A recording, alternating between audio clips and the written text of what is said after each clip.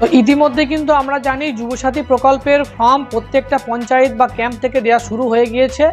তবে আপনাদেরকে বলবো, আপনারা ফর্ম নেওয়া বা জমা দেওয়ার আগে এই বেশ কিছু জিনিসগুলো চেক করে দেখে নেবেন, না হলে কিন্তু আপনি টাকাটি নাও পেতে পারেন, আপনার অ্যাপ্লিকেশনটি রিজেক্ট হতে পারে। তো এখন পর্যন্ত দুটি প্রসিডিওর রাজ্য সরকার বলে দিয়েছে, একটি হচ্ছে অনলাইন, একটি হচ্ছে অফলাইন। তবে অনলাইন কাল রাত থেকে চালু হওয়ার পরে এত পরিমাণে ট্রাফিক থাকার কারণে অনলাইন সার্ভার কিন্তু এখনও পর্যন্ত খোলেনি। অতএব আমাদের কাছে এখন রাস্তা আছে অফলাইন। অনলাইন যখন এর বিষয়ে খবর আসবে আপনাদেরকে অবশ্যই জানাবো। তো অফলাইনটা যেটা হচ্ছে, আমি নিজে ক্যাম্পে গিয়েছি, সেখানে গিয়ে আমি ফর্ম কালেক্ট করেছি এবং পঞ্চায়েত অ্যাথরিটির সঙ্গে আমি কথা বলেছি। তো অ্যাকচুয়াল প্রসিডিওরটা কী আছে সেটা হচ্ছে, প্রথম হচ্ছে আপনি যে ফর্মটি কালেক্ট করছেন সেটা অবশ্যই ক্যাম্প থেকে কালেক্ট করতে হবে বা পঞ্চায়েত থেকে কালেক্ট করতে হবে, যেখানে আপনার পঞ্চায়েতের স্ট্যাম্প বা সিল মারা থাকবে। আপনি কিন্তু কোনো অনলাইনে গিয়ে ফর্মটি ডাউনলোড করে ফিল আপ করে জমা দেবেন না। ফার্স্ট 1 নম্বর স্ট্যাম্প সাইজটা লাগছে আপনার ফর্মে।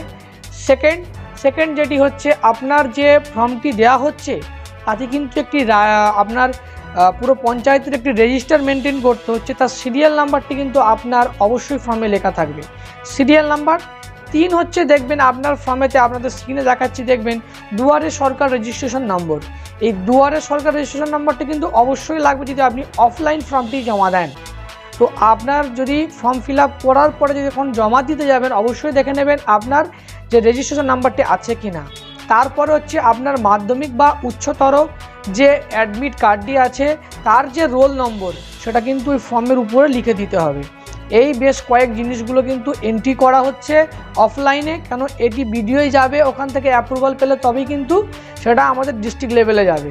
তো এই 3টে জিনিস কিন্তু আপনি ফলো করবেন। এক হচ্ছে স্ট্যাম্প, ফর্মেতে স্ট্যাম্প।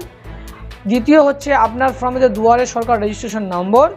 আর এবং তৃতীয়টি হচ্ছে আপনার সিরিয়াল নম্বর, কত নম্বর সিরিয়ালে আপনাকে ফর্মটা দেওয়া হয়েছে যদি অফলাইনে দেন।